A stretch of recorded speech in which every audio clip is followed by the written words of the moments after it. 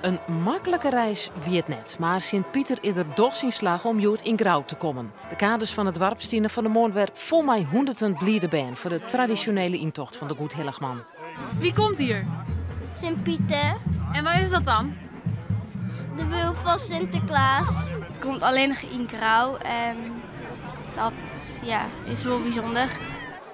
Sint-Pieter had geen skimmel, maar een Friesk hinder. Die brengt hem naar het plein.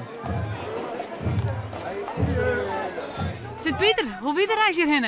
Ja, wie geweldig, fantastisch. We eerst waren met een halwacht in Spanje, toen ben we hier Hinneveen. Het laatste stukje, ja, een heel lied vloeske is, de zinnen erbij. Ja, eigenlijk magisch, wie fantastisch. Volgens de legende is Sint-Pieter de broer van Sinterklaas en hij deelt cadeautjes uit ombeen, maar het is een feest voor jong en oud.